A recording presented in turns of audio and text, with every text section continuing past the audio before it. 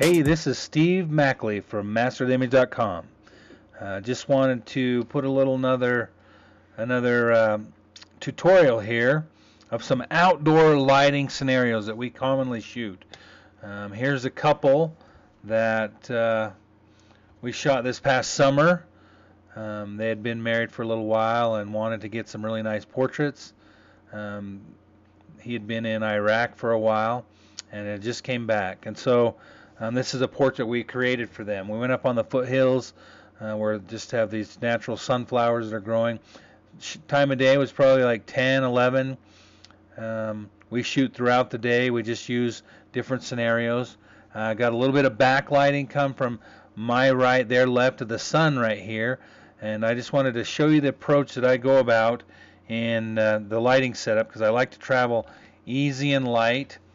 And so I don't work with an assistant.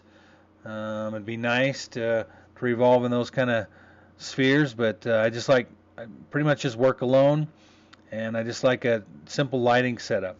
So this is the scenario that we had that day. The light, like I said, the sun was coming from the back of them, and I had metered that, and that was about 5.6, about 200th of a second, if I remember, at ISO 100. And so here's our Canon camera. This was shot with a 5D, and then I have an on-camera flash that I will just fill in to match the intensity of my background. And so 5.6 is what I was set up for my on-camera flash, just to give me some fill. And then I like to create my dimension with a light over here that's radio slaved. I use just a little Norman 400B that's got a radio slave on it. And I will always make sure that this is about a half stop to a full stop brighter than whatever my ambient light is, just to create a little bit more of a dimension here, to give us that dimensional lighting that we're looking for. So really easy lighting setup. Like I said, 5.6 with my fill, because that's what I was able to control that with my shutter speed by my ambient light of the sun coming from the back of them.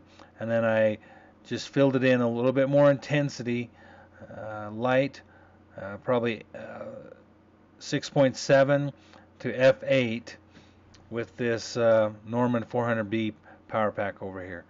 And that's pretty much, I just leave it in that setup like that, and then I'll just do several different poses right here in this exact same spot.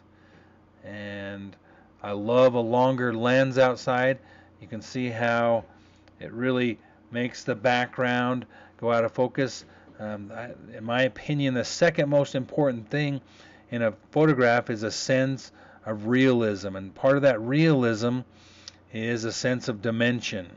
And so if you can create that with highlights and shadows, foreground and background, perception of focus, that's how you create those type of things, and that's what separates our portraits from those of just from the point and shoot cameras, because we can get that depth of field going for us with those longer lenses.